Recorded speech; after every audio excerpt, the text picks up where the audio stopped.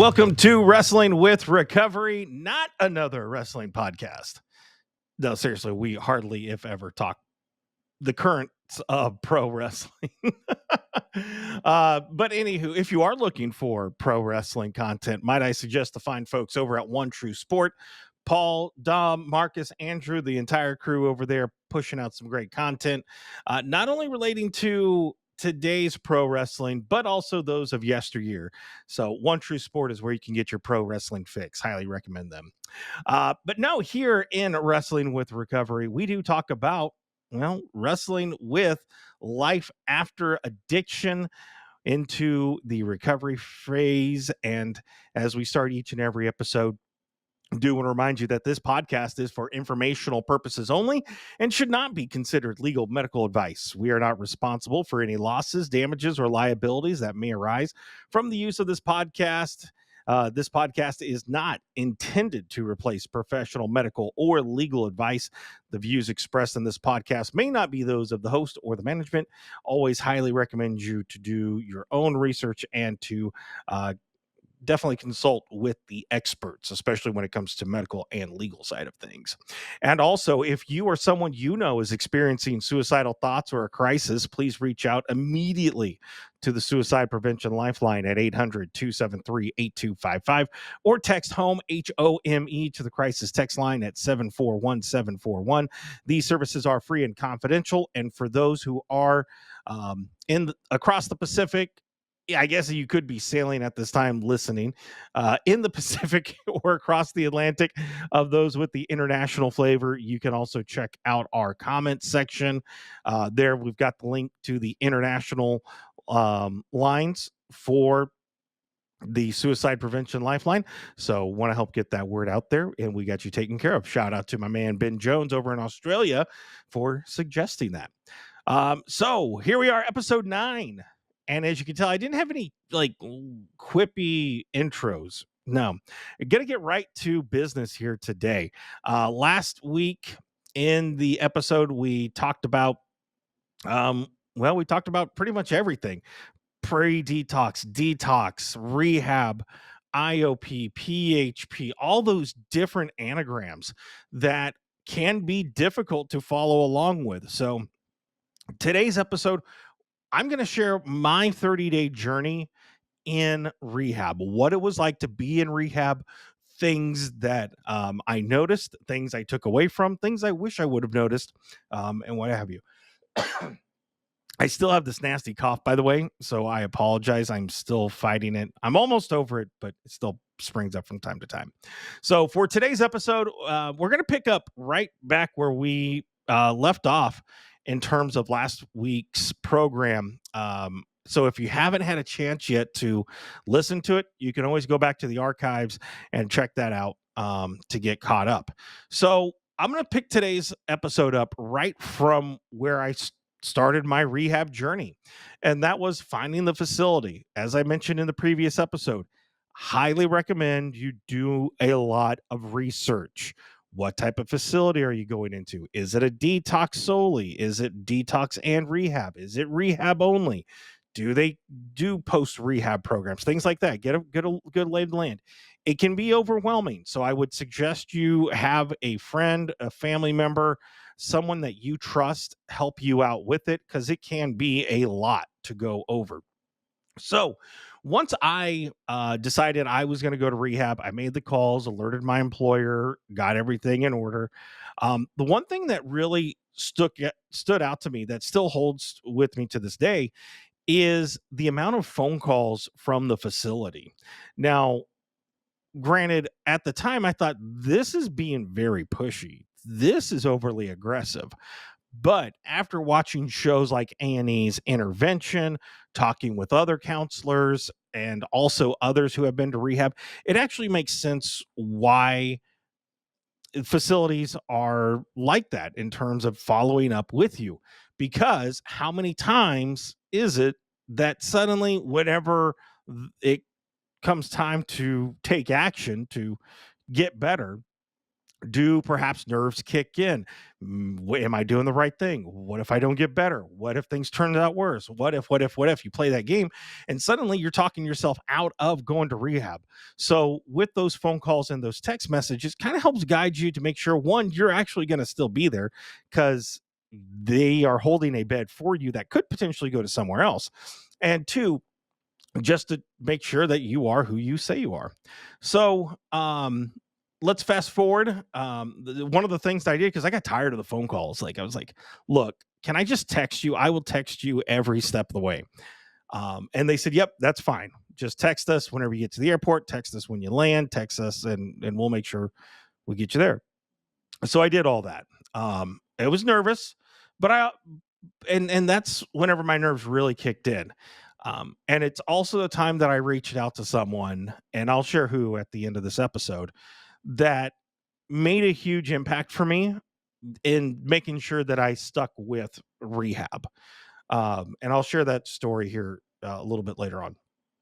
But as I boarded the plane to my destination, I'm not going to lie, I had a lot of thoughts. I knew I needed to go, and I knew it was time.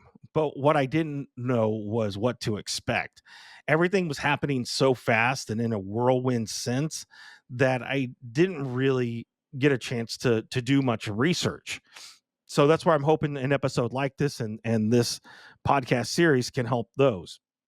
So I arrived at my destination a little after midnight. This includes from the airport, loading up with they had provided the shuttle. It was about a 90-minute drive to the facility from the airport. And that was my last true chance to send out a text message. And I said, hey, can I make sure that I send my message out? They said, yeah, that's fine. So I made sure to message my daughters, my family, and my close friends that knew that was going, to let them know, hey, I'm here, I'm safe, I won't have my phone on me. So whenever I arrived and I got checked in, um, I went through. I had to fill out a questionnaire. It was your basic questionnaire, like you would with the doctor's visits. They also took my vitals, my blood pressure. What was some other things they checked? They checked my blood pressure, my weight, um, so, heart rate, things like that. And also, yes, I did have to prove. I did have to do a urine analysis, a UA. And yes, I had to do it in front of someone. And yes, I had to squat. First, like the first time I thought about that, I was like, "Whoa, that's kind of getting up close and personal." But again, if you haven't done your research on what goes on in some of these facilities, you understand why they do it. And maybe it's naive me, because I'm like, okay, I'm going. If I'm going to rehab, I'm going to rehab.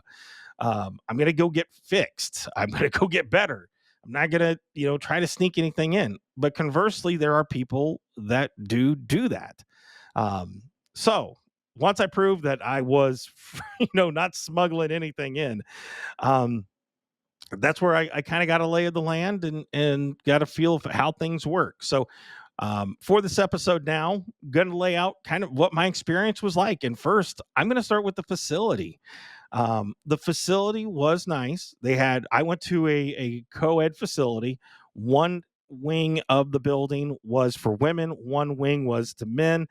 The only areas where men and women could really populate together was either in the dining room, kitchen area, or outside in the back deck, where there were smokers or people just trying to get fresh air, get some sun, um, or outside whenever there was walking. So um, that kind of maybe gives you a little bit of an idea as far as the facility goes. Now, in terms of the facility overall, the walls in the back couldn't see over them. You could see the residential roofs, but that was it. The outside world couldn't see in, and you couldn't see out. As far as the when could you get outside? We were pretty much regulated to inside the building. I mean, you're there for rehab. You're there to focus on you, not the surroundings and all that jazz. Um, as I'll explain a little bit later on as well, in the activities side of things, We got a little bit of outdoors and a little taste of freedom, but not much. But as far as the facility goes, it was pretty well laid out, stuck in those four walls, and that's where home was going to be for the next 30 days.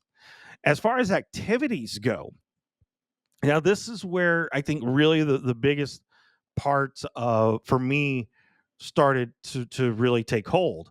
Um, in the 30 days, each day was laid out, and there were certain activities, and there was a calendar on the wall, and it laid out, okay, wake up calls at 7:30, breakfast at this time, and then after da, da, da, da, da, da, and it laid out, pretty much to the hour what we could expect for that day. And the classes that I'll call them, I don't know if they were really classes, but essentially they were classes, and they included everything from spirituality, how alcohol and drugs affected the body and mind. That one was ran by the nurses from the nursing station. um, Also, it was a 12-step program, 12-step centered facility, um, better self-care, really kind of a gamut of all that.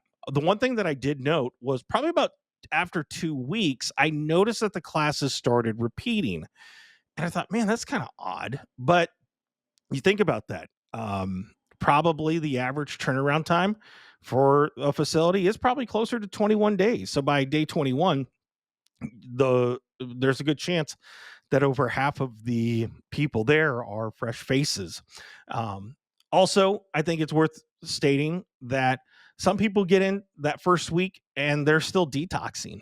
They're still trying to come off of whatever that was in their system. So probably that first week, there were some that were bedridden. There, for me, I went in clean. I had been by that time, I think, 72 hours free from my last drink. There were some that came off the plane fully loaded, and they admitted to it. They said, "Yep, if this is my last hurrah, I was going to make it count." So you think about that as well, why that sort of rotation kicks in. But the classes I found, one, there were two things that I took away from them. One, it reestablished how important for me routine was. I, at the time, had been told multiple times that I was too strict, that I needed to loosen up a little bit, that I needed to live in the moment. And I eventually got to a point where I, I had no structure at all. I mean, outside of getting my kids to school and picking them up, even that started to waver a bit. I was just YOLOing it, like, living for the moment. How's this strictness now? And so, what those 30 days taught me, and it took me probably about day 10. I want to say around day 10, I finally reconnected with myself of that I need routine. And one of the things that I worked on was in the notepad that they gave us, to take notes, to doodle, to write letters, to whatever. I started laying out, okay, what is my routine going to look like post rehab? Whenever I get back home, what is my rehab going to look like? I knew kind of an idea of things that I needed to do, that I had to do, but where would I find fit in those moments of self-care? Where would I fit in moments of downtime? Things like that. Also, with the activities, so moving back, um, we also had some arts and crafts. So again, I talk about these as classes. They weren't technically classes, but they were. We had arts and crafts, and some people kind of snickered and kind of, oh, we're going to arts and class. But I actually really enjoyed that because it allowed me to just stop. And as you can tell by podcasting, there's other things I do in my life that I'm a very expressive person with. And I look at my career, and it reconnected me with how important finding a way to express myself was. And I still have the pieces of artwork that I made. Some were just like, hey, you know what, go to town, go channel your inner Bob Ross, have at it for 30 minutes and we'll consider it done. Now, also, some were like, okay, here's today's theme, and went around it. Also, we had a rock, and we got to color the rock, and that's my Serenity rock. It's actually right in front of my desk. I still keep that. Also, another thing I got to do was make a bracelet. So those sort of things, and what that taught me and really helped me find one of the core issues. And I didn't figure this out until later on, was that I was needing to express myself. I needed to find healthy ways of expressing myself. And for artwork and creativity, that was a part that I had learned how to do that. But whenever I was in my active use and abuse, I was neglecting that part. So now, almost a year and a half out, I look back at that. I'm like, okay, that's a part that I've got to make sure that I've got to tap into. Another thing that we did as far as activities inside of rehab was, again, this is the research that I did. I know not all facilities have this, but this was a big selling point for me, and I was fortunate that it was covered by my insurance. But we did yoga, meditation, chiropractor, and physical massage. We did 15 minutes of that, and at first, one of my biggest hurdles coming into that was I looked at chiropractor like, well, okay, yeah, that's just for pains and stuff. I looked at physical massage as just a luxury. Like that was like, oh, I don't have money for that. But hey, let me go spend $200 this weekend on da da da da da. You know, and people again struggled with the idea of yoga for whatever reason. The mindset, oh, I can't do that. Oh, that's just, oh, I'm sitting in silence. But it all comes back to the idea of self care. And again, much like learning routine, I learned how important those areas of self care was. Once I got over the fact of, oh, well, physical massage is too much. Okay, whenever I look at how much money I was using, yeah, no, that was an excuse. And so I tried to make sure to pencil it in. Now, granted, not to the same extent that I was going to the store, but try to put it into a healthier context. Um, and those activities help reconnect me with one, identifying how much I was neglecting my own self care, and two, identifying little things, drawing, coloring, um, painting, sitting with just the music that I enjoy, as reestablishing those as self care. And one of the last things that we would do in rehab, as far as activities go, we would do this about once, at least once a week. Sometimes there would be some would come in the middle of the week as part of the speaker series.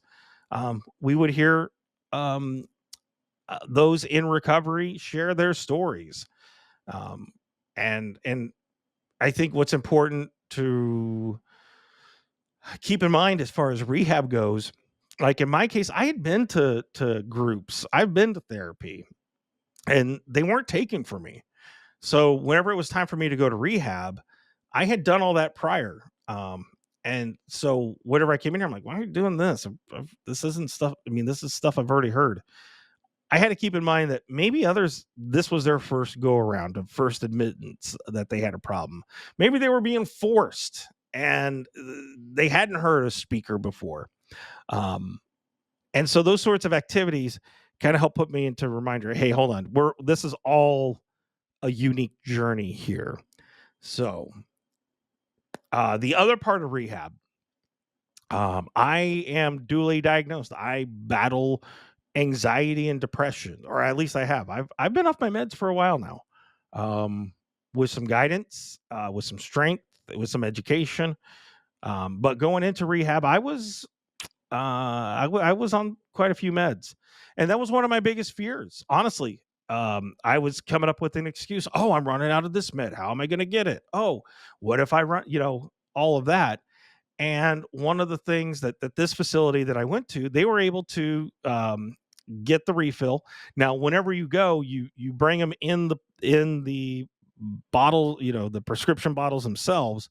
And whenever you go to check in, you better make sure that they're there, because if not, you're going to be in even more trouble. But also, they confiscate them. And once you check in, they're now in control of them.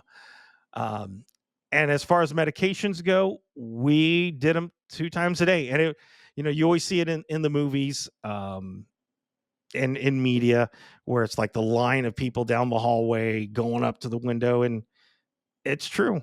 It went up, they'd call you sit down in a line, and it was first come, first serve. So if you're someone that's just like, hey, let's get it out of the way, better line up early. And you get your name called, go up to the window, one person to watch you, one person to hand you the stuff. You take it, you stick your tongue out and up and make sure that they can look down that you took them, and off you go. Now that, and so people always ask me, well, is it true? Yes, it's true. You did have to line up, go up to the window with there. So all of that encompassed really the 30 days of what it was like. I would say the first week I used to get a lay of the land. It was very cliquish. You had those that were 21, 25 plus days that, they were kind of the king, queen, rulers of the land. Not quite rulers, but you could tell people looked up to them. You could also tell the people that had been there for 20 plus days that were just outright miserable, and their goal was to make everyone miserable. They didn't go to class. The place that I went to, you didn't have to go to these activities, but the outdoor patio was shut down. So basically, you were either going to your room or you're going to class. That was one of two options. I mean, you're there to get better after all, right? So, by the second week I started to pick up on the routine and felt comfortable. And by this time too, probably by week 2, you start to see those that are going on. You start learning about PHP, IOP, OP, all those different anagrams that we talked about back in the archives in the previous episode. Which I wish there would have been a better class, or I wish I would have had more information about that, because you would always hear stories about, oh, well, they're just trying to, oh, they got to make room. Oh, so that part was a little overwhelming, and it was scary because it's like, hold on, wait a minute. I'm only here for rehab. I'm only here for 30 days, and I'm going back home. I've got my kids. I got my dog. I got, all this, and all sorts of confusion. So that's something to keep in mind. And that's why I say too, everyone's journey is different. Some people, they go to PHP or they go to IOP, they transition to a living facility for X amount of days or months or even a year to reestablish that routine into a safe place. And then by week 3, week 3 was, I think I tricked myself, because I was like, I'm good. I'm solid. This is the longest I've been sober for a while. I'm ready to go home. And probably by that 4th week, once I hit day 28, day 30, I was like, okay, I'm ready to go. Like, my focus had went elsewhere. I think I ended up spending 35 days. And whenever I look back on it, it's because whenever I came in, I didn't have the full detox. So that accounted for detoxing and then having to restart my rehab. At least that's what I've told myself. I've never asked the facility, but it makes sense to me because 30 plus days in rehab, I was definitely ready to get back home. I had things to do, and yeah. Do I wish I could have done it different? No, I wouldn't have done it differently. I really wouldn't have. The only thing I probably would have done different is be a little bit more open-minded to IOP and OP. Like I said, I went in doing therapy and going to 12-step groups and different things. I had all the little pieces of the puzzle.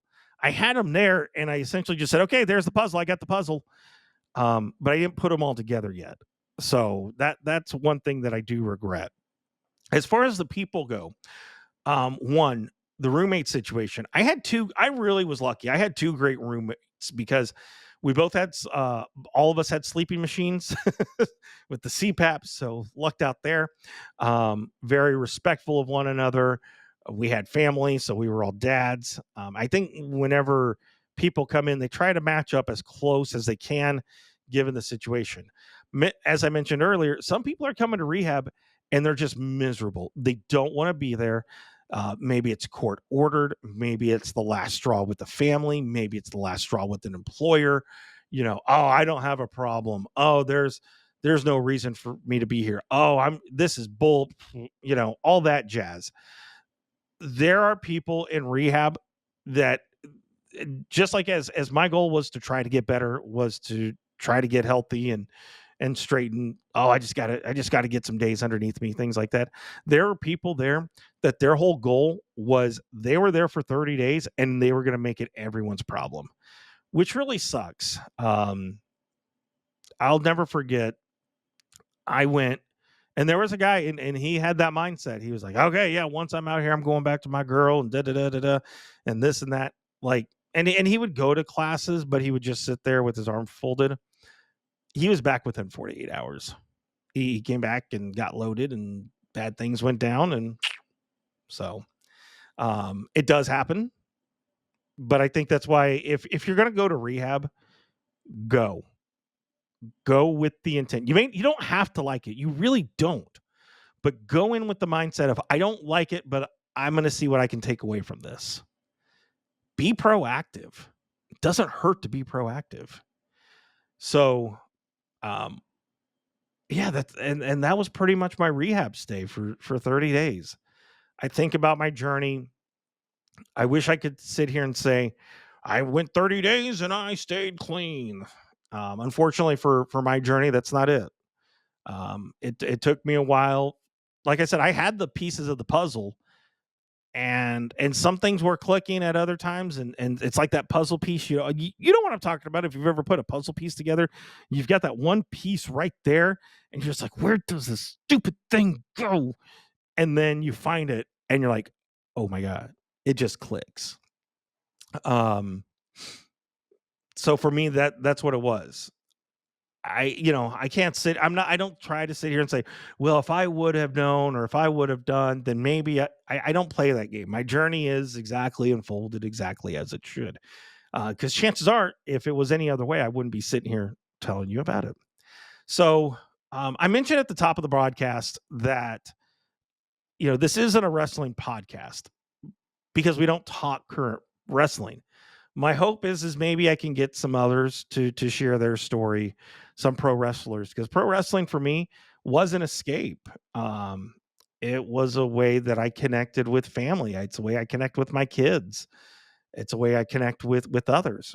And one person who has been absolutely influential on me is Road Dogg, WWF Attitude Era Road Dogg, Brian James. I had the pleasure of working as his social media curator for his podcast. Oh, you didn't know, and he had been, and he's honest about his journey into recovery and some of the stupid stuff he did. And I remember right before I went to rehab, I messaged him and I was scared, and I said, "Hey, dog, I just want you to know I'm going to rehab. I'm scared. I don't know what to expect, but thank you for your honesty." And he shared back a pretty lengthy message, and he didn't have to. And for that, I am forever grateful to Road Dogg for that. The one thing that I'll share publicly, because everything else he said was private, and I'm going to keep it between him and I. But the one thing he said is, "You're going to feel better." And I can say here, sitting now close to 5 months of continued abstinence, over a year and a half of recovery, he's absolutely right. I do feel so much better compared to the life I was leading. So do your research. Rehab is scary. Rehab is worth it. And to anyone that dares look down on someone that had the strength to go to rehab, mind your business. It costs absolutely nothing for you to mind your business. So, hopefully that helps. I have no idea yet what we're going to talk about next week, but that was my 30 days in rehab. I hope that helps you. And check out our socials, Wrestling with Recovery Pod, WW Recovery Pod, all on the socials on X, Facebook, Instagram. If you've got questions, I'm here to help. And this has been Wrestling with Recovery.